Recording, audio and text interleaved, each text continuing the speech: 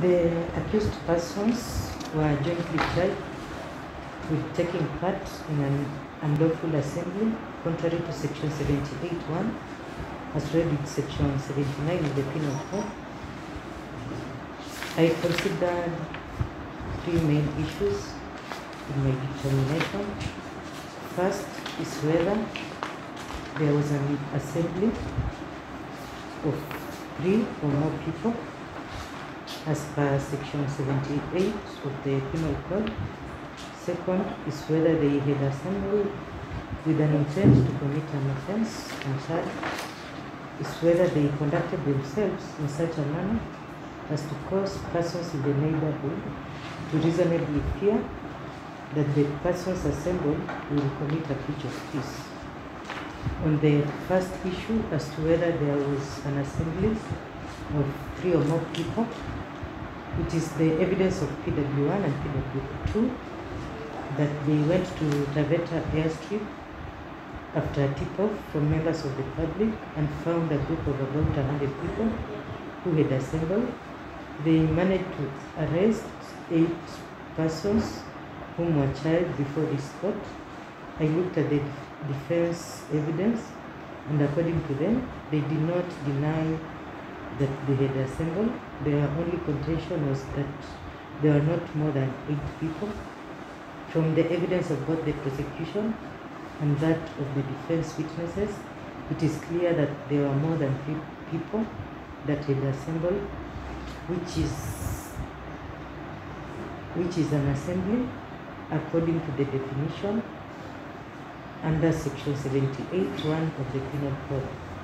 As to whether they had assembled with the intent to commit an offense, I looked at the evidence of the prosecution witnesses, that is PW1, PW2, and PW3. According to them, the accused persons had assembled unlawfully as the notification which they had served the police had been declined for several reasons. One is that there were at that moment, there were no meetings to be held, and if they had any burning issues, they should go to the relevant offices to address their issue, and also in order to reach the senator, they can do a write-up and take to the office. The charge against the accused persons is taking part in an unlawful assembly contrary to section 78(1 as read with section 79 of the Penal Code. The particulars being that on 4th of March 2021 at about 09:30 hours at Taveta airstrip, they took part in an unlawful assembly. I looked at both the charge and the particulars of the offense, and there was no indication that of the offense that the accused persons assembled to commit, as held in the case of Adam versus Republic, 1983 EKLR. I'll quote, in the case before us, the charge sheet referred to an unlawful assembly. The appellants were not informed of what offense the prosecution intended to prove. Similarly, in the case of Charlie Amis versus Republic, the court observed that appellants were charged and convicted of assembling with intent to commit an offense, but the intended offense was not specified in the charge or in the particulars. In view of the above, I found that the prosecution failed to prove that the accused persons had gathered with an intention of committing a crime. None of the prosecution witnesses laid evidence to the effect that the accused persons had intended to commit a particular crime. On whether they conducted themselves in a manner as to cause persons in the neighborhood reasonable fear of a likelihood of a breach of peace.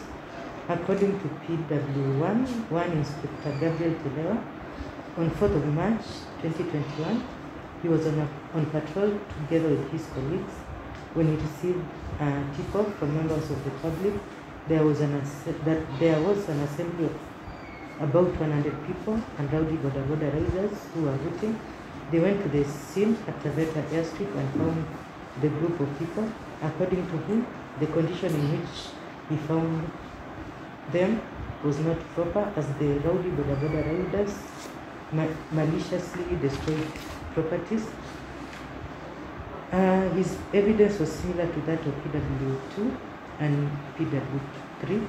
I carefully evaluated their evidence, and I note that from their evidence, none of the prosecution witnesses showed how the accused persons conducted themselves in a manner that people in their neighborhood feared a likelihood of breach of peace. There was an attempt by PW1, who claimed that border riders were rowdy and maliciously destroyed properties. He did not state whether among the 8 accused persons were any border riders who were allegedly rowdy. Further, no one was brought from the neighborhood to testify that any properties were destroyed on the material day, and further that the members of the public in the neighborhood feared that there was a likelihood of breach of peace. In the circumstance, I found that the prosecution failed to discharge their duty.